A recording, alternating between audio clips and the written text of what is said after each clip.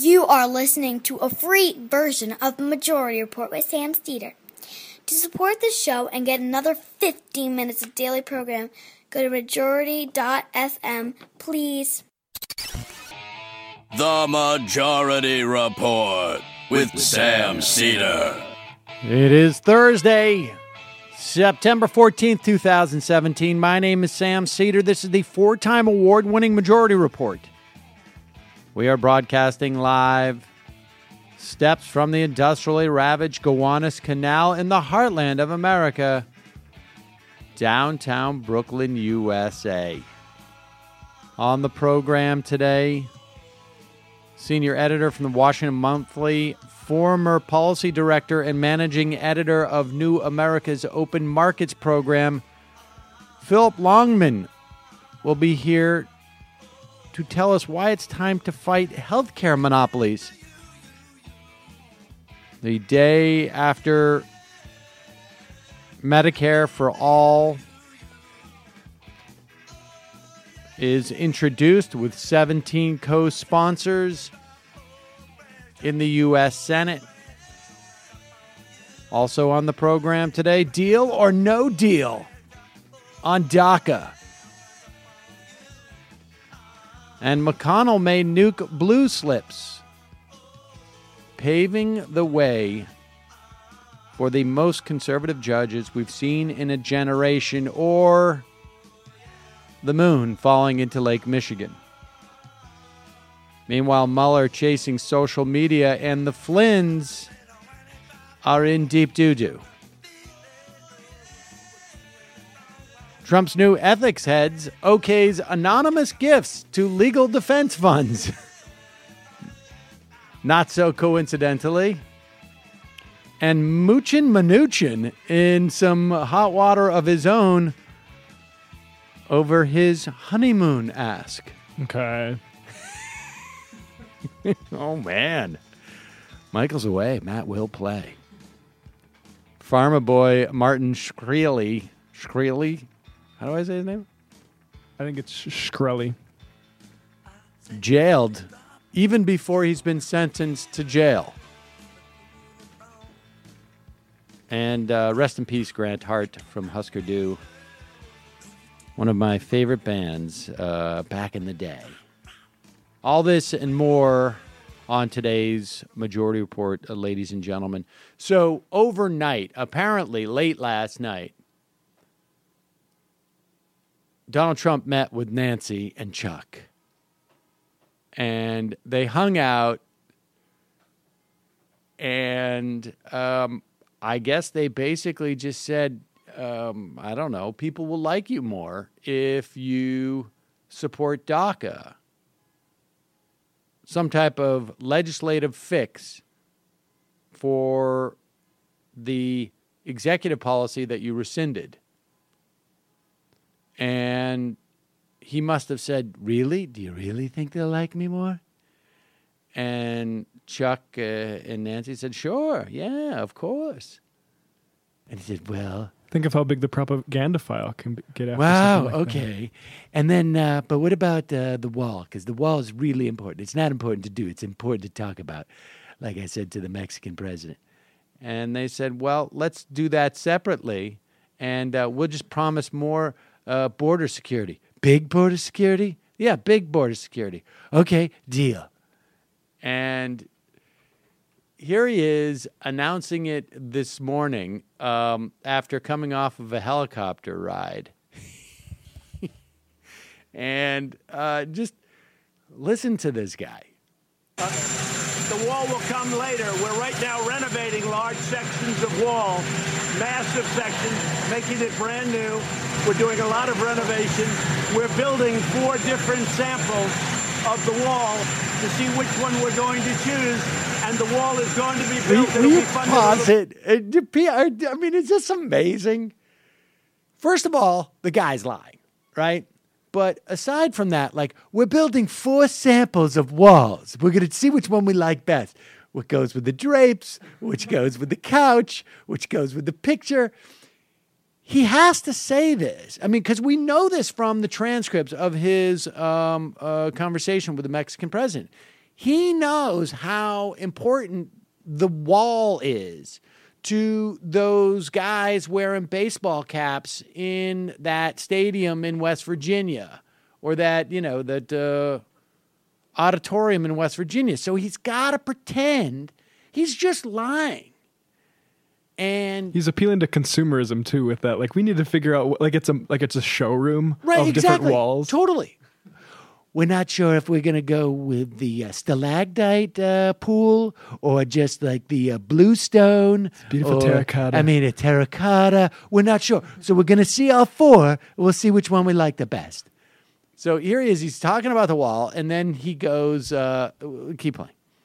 And the wall is going to be built. It'll be funded a little bit later.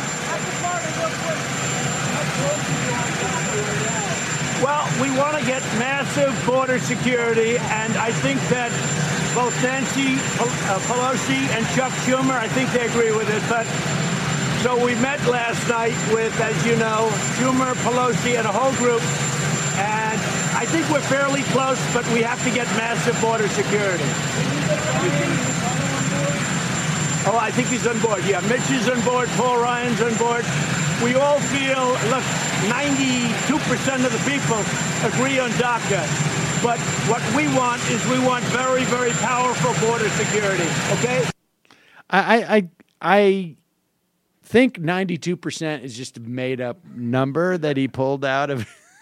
I feel like we would have known that. I sort of feel like 92% is... That figure is the equivalent of the figure that at the end of the show, when I talk about where our members' revenue comes from, I just pull out a number that's like, it sounds like right, but I have no idea. I've never done the work. And I sort of feel like that's what he's doing for this major piece of legislation that he apparently has decided Paul Ryan and Mitch McConnell are on board with, which maybe they are. They are now. They are now. Paul Ryan, I think yesterday had said something to the effect of like we should have a DACA. And so if all goes well, there'll be massive, huge border funding, whatever that means. You could just call it the Big League Border Security Act and just send like a few National Guard troops down. Exactly. Actually, what's going to happen now is we're just going to spray paint all of their trucks gold. And hopefully this will end up with a DREAM Act, which will go even further than DACA and provide some more permanence. Now, this could fall apart by the time you're listening to this program. If you listen on podcast, it may have fallen apart in just the time that it took for us to play this video. But what it's going to do in the worst case scenario is rip apart the Republican Party in many respects. In the best case scenario, it's going to get a DREAM Act passed and rip apart the Republican Party. We obviously need to see the details because I don't like the idea of having to demonize other immigrants, undocumented or not, to help these dreamers. The reality is, though, from a pragmatic, practical standpoint, we have bad cards to play in this situation. And so hopefully this will work out well. We'll talk more about the conservative response in the fun half of the program. But first, have you inherited an old coin collection? Or maybe you're like me. You have an accumulation of coins and currency that you're not sure what to do with. I've got to find those books. I keep saying that over and over again. Littleton Coin is here to help. For over 70 years, Littleton Coin has been helping people just like you sell their coins and currency. And as an industry leader in collectible coins and currency, Littleton can pay you more. The best part, because it's really all about being able to trust the people you sell this stuff to. In 2016, the company's president, David Sundman, received the ANA, this is the American Numismatic Association Dealer of the Year Award. And Littleton Coin was honored by the Better Business Bureau Torch Award for Marketplace Ethics. So you know these people are people you can trust and rely on. Whether you're an experienced collector or someone who needs help identifying what you have in your collection, Littleton Coin Company is the place to sell your U.S. coins and currency. The process is incredibly simple. Visit littletoncoin.com/majority to learn more. Or give them a call toll-free, 877-857-7850. Tell them the Majority Report sent you. Also, just want to briefly mention, and we will get more to this, but Phillip Longman is someone we've wanted to have on for a while because, as you know, we've been talking about monopoly power for some time, and certainly starting before the last election. And he wrote a piece about healthcare monopolies in October of 2016, anticipating probably, I don't know, that Hillary Clinton would win the election. And in this piece, he compared and contrasted the two perspectives that Sanders and Clinton had on dealing with health care. But he reminds us in that piece that the real issue with health care, and single payer will help with this a little bit in some areas, but the real issue is the cost of healthcare in this country. And one of the big drivers of costs of healthcare in this country is monopolies. We're going to take a quick break. When we come back, Washington Monthly editor and former policy director and managing editor of New America's Open Markets program, Phillip Longman, will be here to tell us about that. You'll recall that the Open Markets program was just jettisoned from New America Foundation because of a controversy involving funding from Google. Maybe we'll touch on that with him briefly. I'm not sure how psyched he is to talk about it, but we'll see. All right, we'll take a quick break. We'll be right back.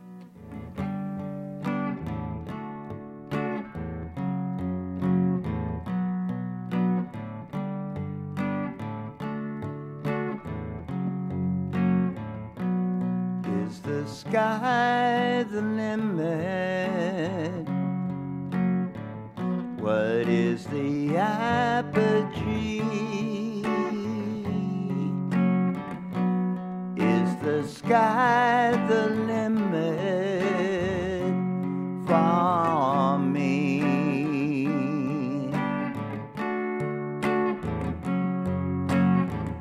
I only mean to love you, for you to notice me. Now I dread how limited I can be.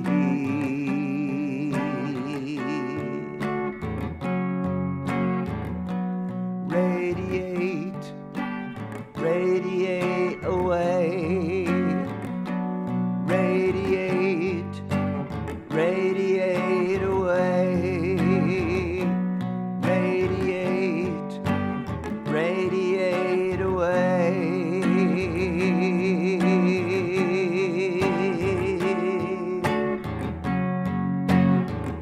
Leviathans and chimeras,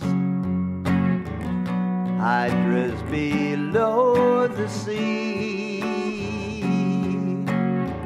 they come between me and where I want to be.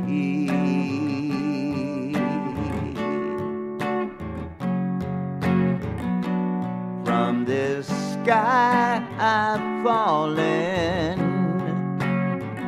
to suffer and to burn. It is to the sky that I shall return.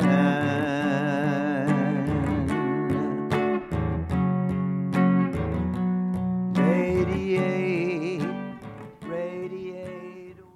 We are back. Sam Seder on the Majority Report. On the phone, it's a pleasure to welcome to the program Phillip Longman. He is a senior editor of Washington Monthly and the policy director and managing editor of the Open Market Institute, formerly with, or I should say the Open Markets program was formerly with New America Foundation. Welcome to the program, Phillip.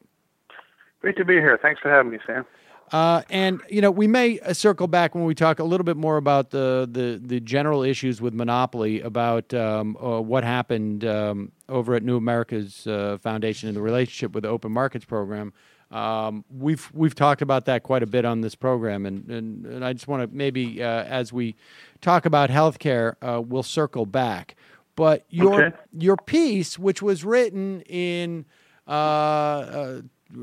almost this time last year, actually, dealt with the competing proposals for, or opened with, I should say, the competing proposals for fixing our healthcare system by Clinton and Sanders. And so talk about that. I mean, yesterday, Bernie Sanders introduced a single-payer bill. Obviously, we are years away from that bill, maybe even getting a hearing in Congress.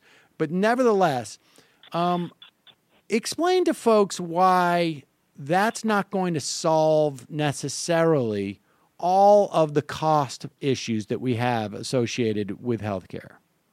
Yeah. Well, I think the subject is more relevant today than it was a year ago, even, not least because so many people, not just Bernie Sanders, but so many people across the spectrum of the Democratic Party have decided that now is the time to salute what we're now calling single-payer healthcare, by which many people mean many different things. But it's important that we get clear about what exactly we mean and why, although there are many things that are great about what people describe as single-payer healthcare, it is not sufficient in itself to deal with the problems that we face in our healthcare system. So just to unpack that a little bit, Dana Milbank has a column out this morning in which the headline is, "The Democrats All Become Socialists." And he's referring to the great groundswell of people signing up for single payer. But single payer is not socialized medicine. It's nothing like socialized medicine. In fact, it's closer in its current form to corporate welfare. So here's what I mean, right? What is the Medicare program? What does it do, right? It does not provide health care to anybody. It doesn't have any hospitals, doesn't have any doctors that it employs, right? It provides subsidies to a healthcare provider industry that includes hospitals, includes drug makers, it includes device makers, it includes all kinds of folks, right? But it is not in the business of providing healthcare. We do actually have an example of real socialized medicine in the United States, and that would be your veterans healthcare system, right? Which does have actual hospitals, does employ doctors, and is run by public employees in the public interest. That's not what Medicare does. Medicare, in effect, competes with private health insurance companies, but not with the private insurance, or not with private medical industrial complex, if you will. The problem is that years ago, like back in the 70s, when many folks started to make the crusade on the left for a single-payer healthcare system or a Medicare for all system, right? The healthcare industry in the United States was largely still a cottage industry. Most doctors worked in solo practices. Hospitals were mostly locally owned nonprofit organizations that were quite benign. Today, we're looking at a completely different world in which most communities in America today no longer have anything like real competition between hospitals or between doctors, because we've gone through this huge wave of mergers and acquisitions that has led to the agglomeration of what were once independent doctors and hospitals into giant hospital chains and integrated healthcare systems.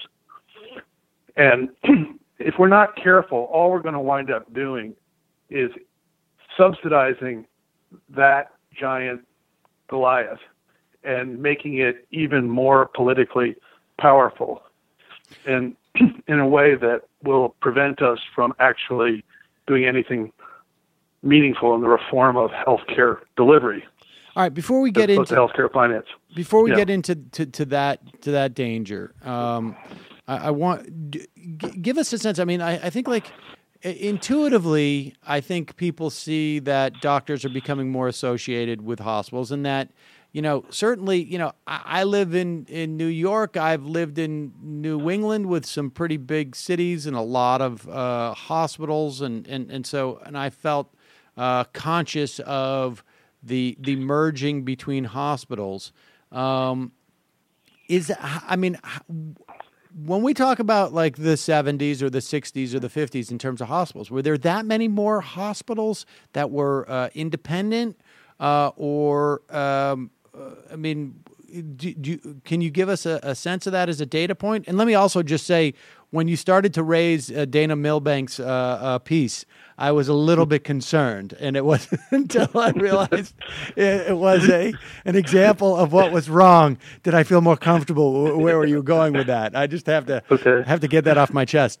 But so just tell us about, I mean, in terms of the hospitals, like, is there a number? Like, were there 5,000, 10,000 hospitals, 500 hospitals? I mean, where have we gone to where have we come in terms of like ownership concentration on hospitals? Yeah. Okay. Well, here's some stats.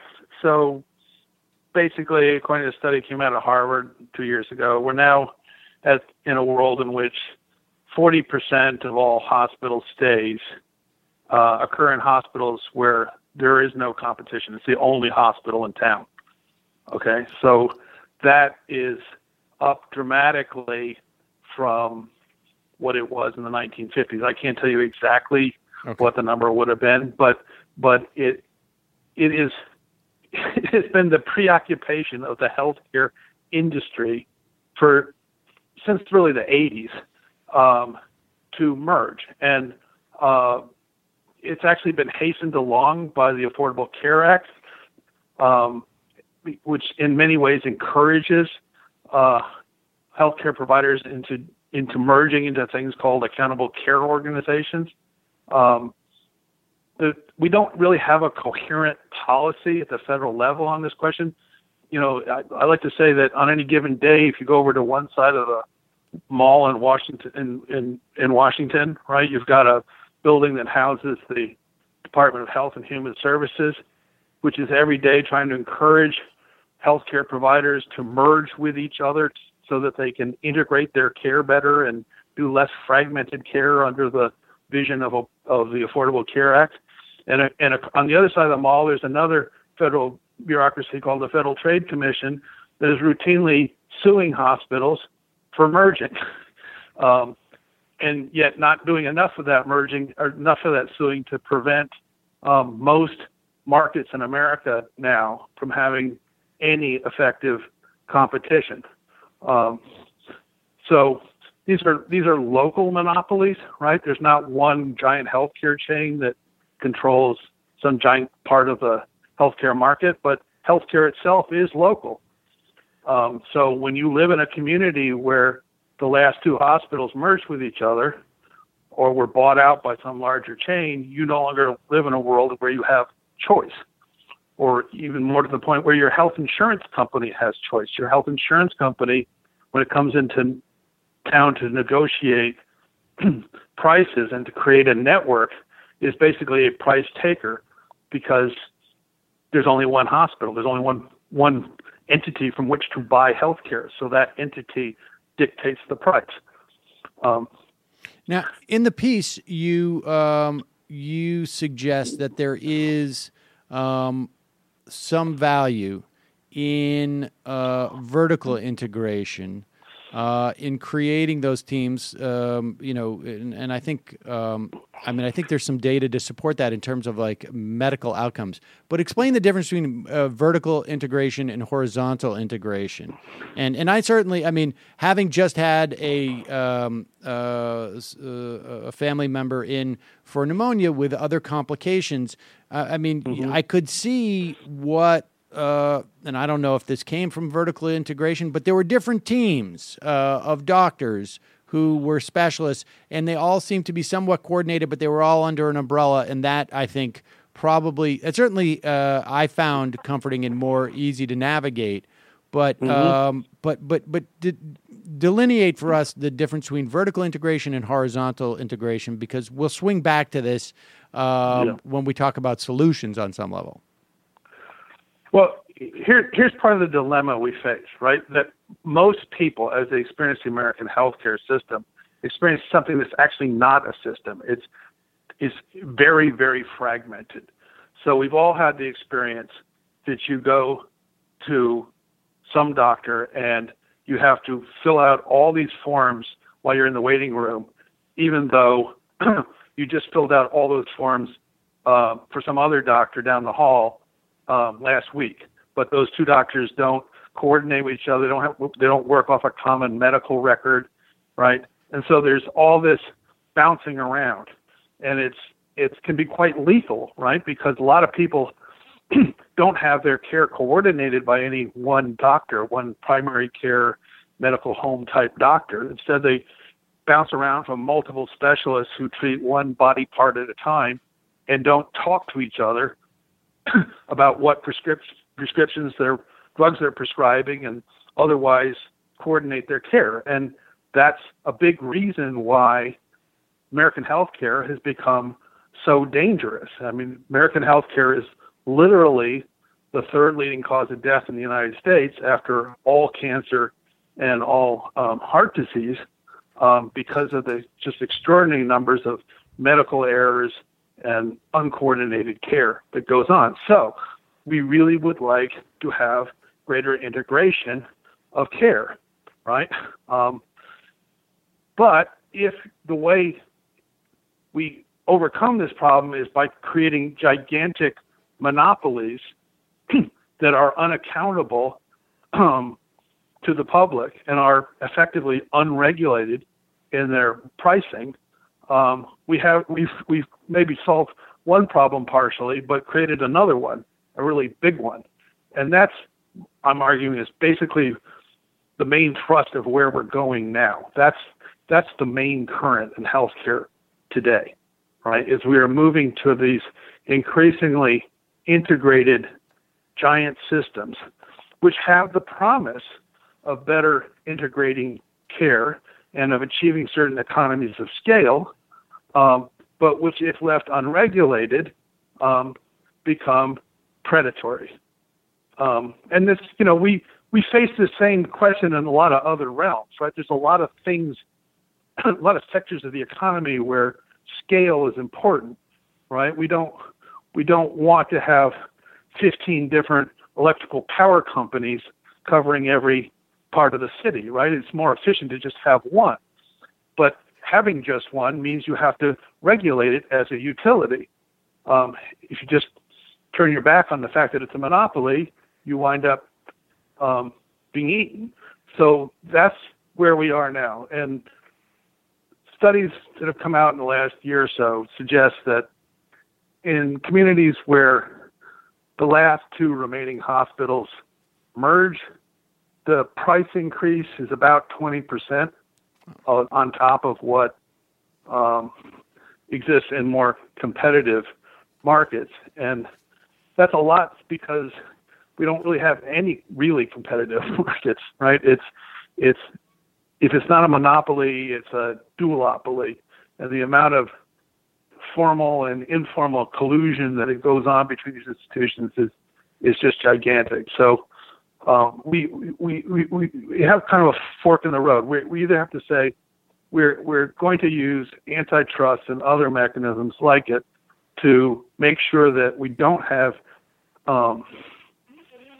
we always have pretty robust competition in markets, or if we're going to go the other route and say we're going to embrace monopoly, then we need to regulate it. That means regulating prices, just like we would do with an electric utility or telephone utility. So, isn't theoretically the part of the dilemma in terms of pricing anyways, that if you do have a duopoly or a monopoly in a local area where it's serviced by an insurer, a private insurer, that the private insurer comes in there and has no negotiation power because there's only basically there's only one provider essentially that they're negotiating with. But in the event that you have a single payer, doesn't the hospital then have a problem too, because there's only one buyer of their services, and that is, let's say, Medicare, expanded Medicare. So that returns. I mean, that's one of the theories behind why you would get some cost control out of Medicare, right? Is we're the only buyer, so you can raise your prices all you want, but. And you're right, you may be the only supplier, but I got news for you. Nobody's going to be able to come in and buy your services because we're the buyer. Right. How much of that will help, and why is that not enough? Okay. Well, again, let's go back to the 70s when people first started thinking about this, right? And they pointed to places like Canada, and they said, well, in Canada, they have a single-payer system. Actually, they didn't have a single-payer system. They had 12 different provinces that purchased health care. But it was government-purchased health care versus a highly fragmented, deconcentrated healthcare industry, mostly composed of solo practice doctors. So in that case, the government did have a great deal of market power over these providers and did exercise great power in restraining their prices. The doctors responded in Canada by forming a union, in other words, a kind of monopoly of their own, right? But nonetheless, it was basically a very powerful government player coming into the market versus a very fragmented healthcare system, right? Today, what we're looking at in most markets under a Medicare for all type treatment, if that's all it is single payer meets single provider. And what happens then? I mean, let's make this like really concrete, right? Let's imagine we're in Cleveland, and in Cleveland there's a single institution called the Cleveland Clinic, and it has 80% market share and growing, right, in that market. Medicare needs to make sure that people that live in Cleveland can use their Medicare insurance. So it has to come to some kind of accommodation with the Cleveland Clinic, because if people in Cleveland can't use their Medicare to go to the Cleveland Clinic, they don't have any place else to go. So what's the politics of that going to look like, right? We're going to have the Cleveland Clinic out there running commercials and having their lobbyists spread the message that these evil people in Washington are standing in the way of you being able to come and get the very fine services of the Cleveland Clinic. And you should write your congressman, you should get mad and throw the rascals out because they're not giving the Cleveland Clinic what the Cleveland Clinic wants. And that's how it would play out. It already plays out that way, but not at the scale that we would be talking about in the future. So, again, it's single provider. Fair enough. Yeah. However, right, I mean, you're talking about the congressperson from Cleveland, and you're talking about perhaps some pressure on those senators. I mean, but that's the point of why you get that value of it being a national buyer. But and so, I mean, I would think that on some level would mitigate it. But I mean, I get your drift here on some level is that in a single payer will increase the market power, but as long as you have a single provider or increasingly concentrated provider, their political power grows. Yeah. And the Cleveland Clinic has a great brand, right? People think that the Cleveland Clinic provides really great health care. They have a really aggressive public relations effort that is highly effective. Most people have heard of the Cleveland Clinic, just have the received idea that that's a really top-notch organization. So they're going to be really upset to hear that their government is not allowing them to go to the Cleveland Clinic.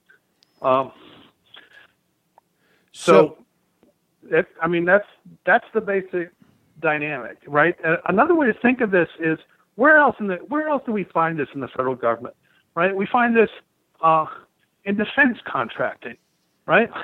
We have a single-payer defense department, right? All of the weapon systems purchased in the United States are purchased by a single, military-grade weapon systems are purchased by a single buyer, right? Single payer called the Department of Defense. But it turns out that there's been more and more merging of defense contractors to the point that if you want to build an aircraft carrier, say, there's only one shipyard left in the United States that will build one for you. So when you go to build an aircraft carrier, you have to go to that shipyard and they tell you how much it costs. Basically the same dynamic. So, okay. So with that reality, I am announcing my candidacy for 2020. I win because I just catch fire. What tools already exist, and how should I use them in regards to this problem? And what tools would I look to Congress to pass? Mm-hmm. I think we need, and we have all the, in current law, we have all of those policy levers we need. We don't really need a whole lot of new legislation, if any. But you want to use existing antitrust law to ensure that in every market, every major metropolitan area, right, there's at least 2, maybe 3 independent, competing integrated healthcare systems, right? We kind of did that with car makers back in the 50s, right? We understood that there was a certain economies of scale to making cars. It didn't make sense to have 70 different car makers in the United States, but it didn't make sense to have one either. So federal competition policy kind of engineered things that throughout the 50s, 60s, and 70s, there would be 3 to 4 major automakers, which was kind of the sweet spot. It left you with economies of scale, possibilities for integration, but didn't leave any of them in a monopoly position. So do the same kind of thing with hospitals. But how does that work from a local standpoint? Like okay, so, I mean, that's one thing to say, like, we've got national car companies, but how do you make sure you go into Cleveland, and what do you say? That, you do this by saying, like, okay, if you are a hospital corporation that owns more than, let's say, 39% or 25% of the services in any one locality, you have to sell this off?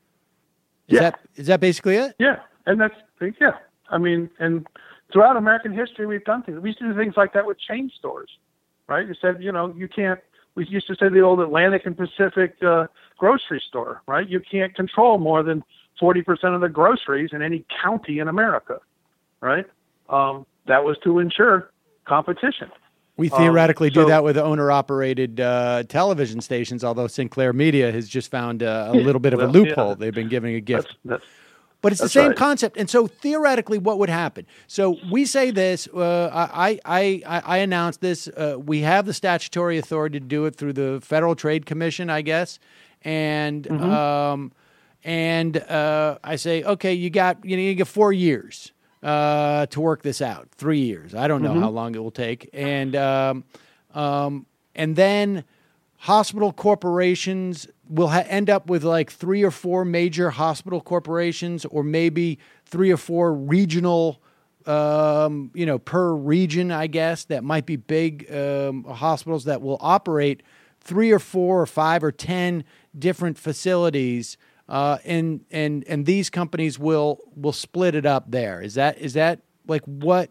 Like when this is fixed, what do you envision? All healthcare delivery, at least, is local. So it might turn out that you had big national chains, but in any given market, they wouldn't have more than 20% market share, right? You would just prevent that.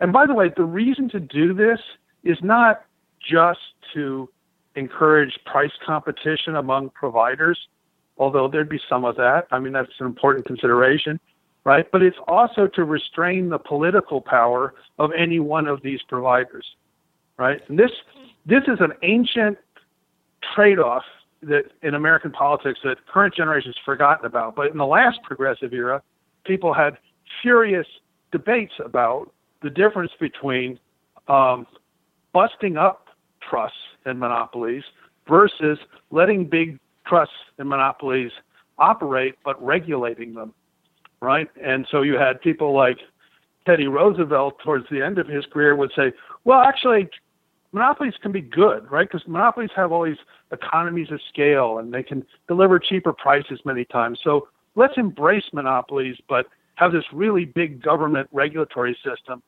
to make sure that they behave themselves. And then you had other people like Woodrow Wilson and Louis Brandeis were saying, nothing could be more naive than that thought. The idea that once you allow these giants to achieve huge scale, that they won't take over the government too, right? And I think, and I think most progressives, if they examine the way they look at the world, will recognize the essential truth of the proposition that over time, giant corporations come to monopolize not just markets, but politics itself. And so we need to make sure that we have locally owned, locally controlled, small scale providers of healthcare. Right. So what is the mechanism for that? So, I mean, I can say in any locality, you cannot control more than, let's just say, 25% of the medical services. That's still a recipe for, like a clear channel of medicine, essentially, right? Where they have a local affiliates in every place in the country, and then you've got a very powerful political entity. They may own only 25% of the country's medical, but it would be the country's as opposed to 80% in Cleveland, let's say. So how can you then say and you can only own 25% in any given locality, and in terms of nationally, you can't control more than, let's say, 10%. Right. Well, there's trade-offs in that question. I don't pretend to know the definitive one answer to that, right? You might decide that by limiting the market power of the provider in any given location, that would be enough to get the kind of economic and political competition that we need, or you might decide, it's really convenient to have healthcare providers that have a national scale, so that when I move from Washington to Phoenix, I can stay with the same integrated healthcare system. That that makes for better medicine. It's a better consumer experience. So it's trade-offs, right? But I think I'm much less afraid of one company having a national presence, but remaining competitive in every given market, versus individual markets that just get monopolized, right? Okay. And so that is the balancing act. There is. You're going to deal with the amassing of political power, but because they won't have pricing power in the same way on a local basis, that's going to inhibit their political power as well on some level. Yeah. So local consumers of healthcare and local politicians will have the power to say no, right? Because they won't, if we can't come to an accommodation with Cleveland Clinic on what the right price is for Medicare, under their Medicare contract, well, we can send people over to this other hospital system, right? And people will be happy to go because that one's up and ready and eager to please, right? So that's the basic vision. We have to remember here too that we're talking about. You asked earlier about vertical integration, right? Vertical integration refers to people monopolizing all different elements of a supply chain, right? So in healthcare, what that means is you've got a single entity that owns the doctors, right? Literally employs the doctors, a single entity that literally controls all the labs in town, right? And literally controls the hospital too. And now increasingly, literally controls insurance. So if you live in Pittsburgh, for example, we have this entity that's called the Pittsburgh Academic Medical Center that sounds benign, but actually has a monopolization, not just in the provision of all forms of healthcare, including testing, but in the financing of healthcare too. So that's what we're up against. And of course, there's all kinds of monopolization in other forms of healthcare, right? Like insurance companies themselves insurance companies themselves are merging, but also, and more to the point, drug companies are merging, and that gives them more pricing power and would give them more pricing power under some single payer system, right? All of which, I guess, is, and so none of what we've talked about cannot be done with laws already on the books. Is that right? No, I think all of it can be done. We have a robust tradition in the United States of antitrust, and we have all kinds of laws on the books dating back to the Sherman Antitrust Act of 1890 and the Clayton Act of 1914 and all kinds of other legislation on the books that gives federal regulators the power to do these kind of things. They did these kind of things for most of the 20th century, an era in which the United States emerges in industrial policy and built a gigantic, broad, prosperous middle class, right? And then we stopped doing them sometime in the late 70s, 80s. And that's basically it. It's a matter of prosecutorial discretion, mostly. We've got some case law now that's built up that some people argue makes it more difficult to do it. We might have to pass some laws here and there, but the basic difference is, what are the criteria you use to decide what's a monopoly, right?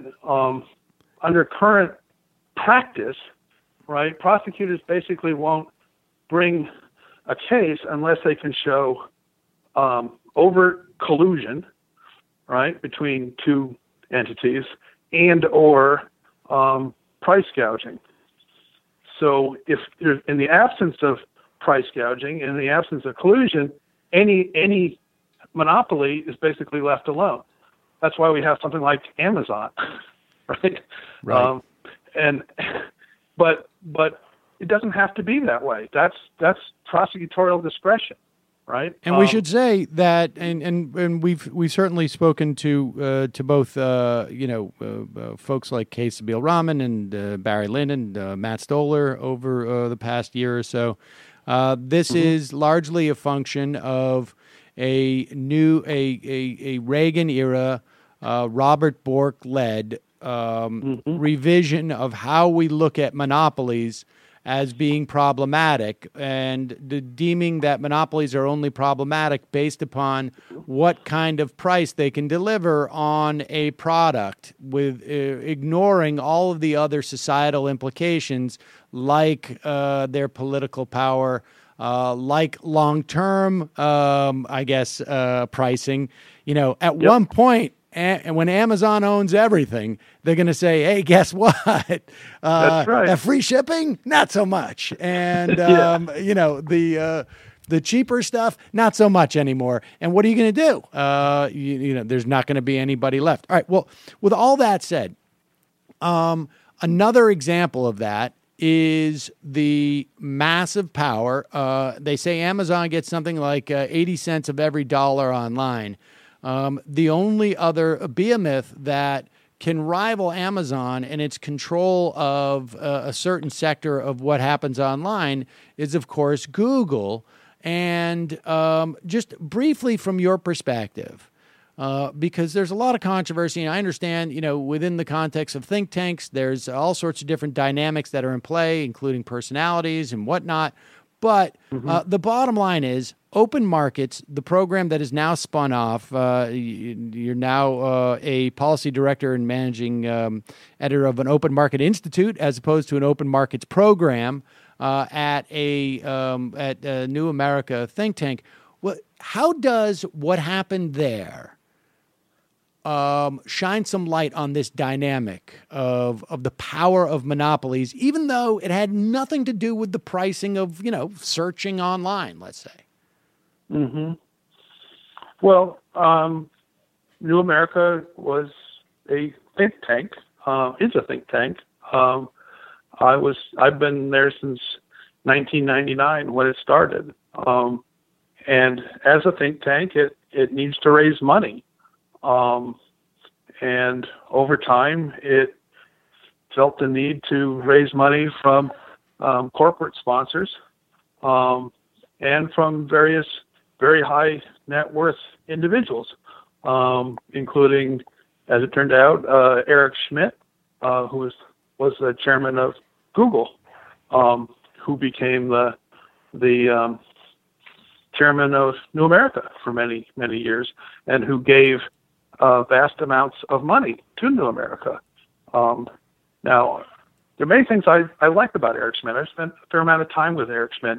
I will attest to his character, right? But when you have an institution that is that beholden to an entity like Google that's getting more and more powerful in the world, it becomes very difficult to speak freely about Google's role in the monopolization of the American economy. So basically that was a train wreck that was kind of predictable, and it happened.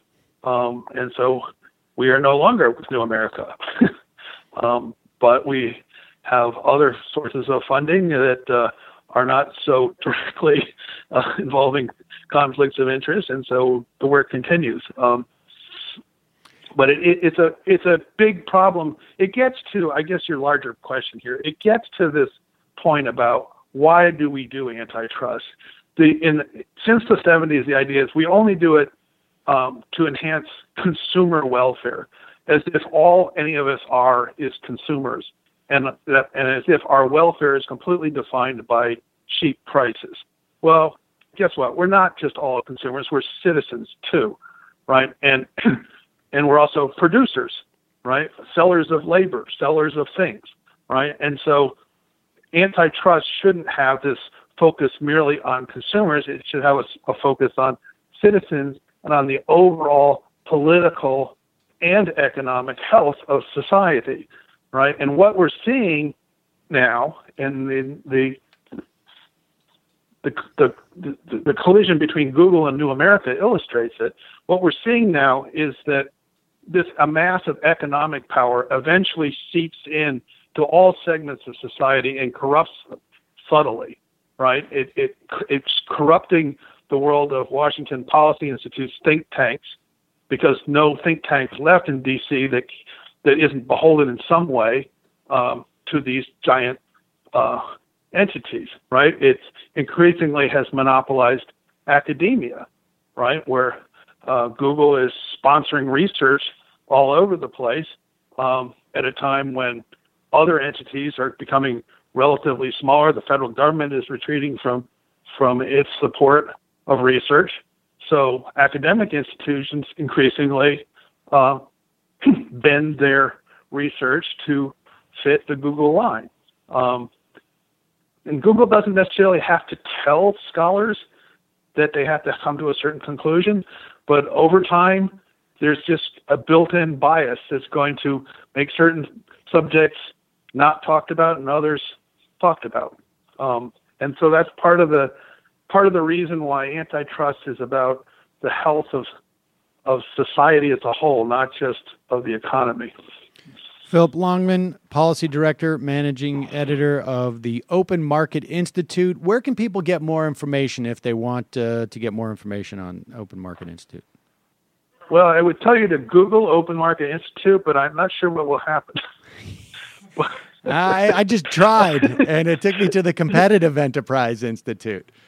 You're kidding, really? Yeah. Well, we'd have to work on that. We're working really hard. We've only been up and running for a couple of days, right? But I'll tell you what. You email me, not through Gmail, and tell us, and we will announce it on this program. Phillip Longman, thanks so much for your time today. I really appreciate it. Thank you, Sam. It's been a pleasure. Take care. All right, folks, we're going to take a quick break, head into the fun half of the program, wherein we will really have some fun today. And I mean it. We've got folks who are Steve King, who's so upset about the fact that maybe his wall is not going to be built. We're going to revel in conservative tears. There's going to be a lot of cleansing ourselves with the tears of conservatives this afternoon, ladies and gentlemen. Also, going to hear from Cory Booker, put on the hot spot about his big pharma interests and how he can reconcile that with Medicare for All support. And then remember that Alex Jones acolyte who got owned by dunked on. They're saying dunked on. That's the new owned. Got dunked on by that 12-year-old girl.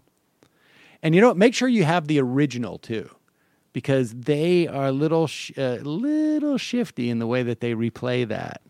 You know what I mean? So they can justify some this music thing. under it. And then the heartwarming story of a rags to riches story involving a Scottish actress, I think she's Scottish, who got into some trouble with her Instagram post.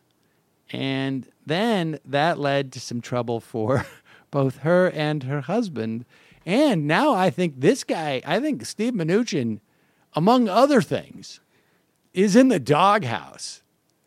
Because, guys, look, you can't try and pass off the cubic zirconia as an engagement ring.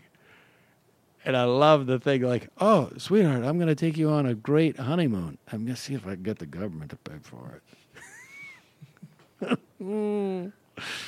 All that and more, ladies and gentlemen, on the fun half today. And don't forget, you can support this program by becoming a member. Best part about being a member, we give you bonus material. No, wait a sec. Let me back up. The best part about being a member, you are supporting the free show. That's the best part about it. And then the second best part about it is you get more content. All sorts of different things you can listen to at any given time. It gives you a world of choice. The third best thing about it is you don't have to hear the commercials. So when members hear my voice right now, they're going like, commercials? What commercials? I've never heard a commercial. You have commercials? Yeah, occasionally we have commercials. You don't have to listen to those. So it's a great deal. Go to jointhemajorityreport.com and become a member today. It is literally pennies a day. I mean, a lot of pennies. More pennies than you would carry around. But it's technically pennies a day to take a government jet to your honeymoon. It's true. That's true. But that would be more pennies than you could even have in your house. This is more like the type of pennies where you'd be like, I got to empty these out at the end of the day. I can't keep walking around with this many pennies. But when you talk about quarters, it's more quarters. It's less quarters than you could carry in your pocket. You wouldn't even feel a thing if you carried those in quarters. So jointhemajorityreport.com.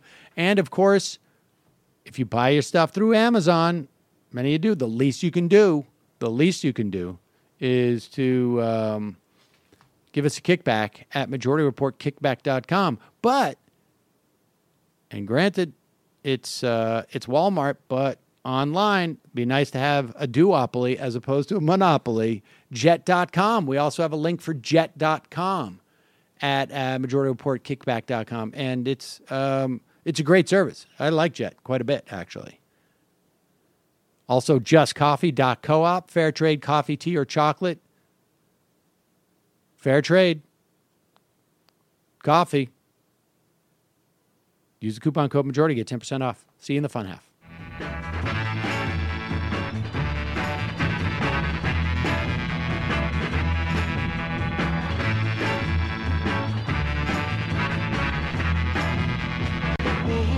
All the time, she said no, no, no, no. Like to speak my mind. She said no, no, no, no.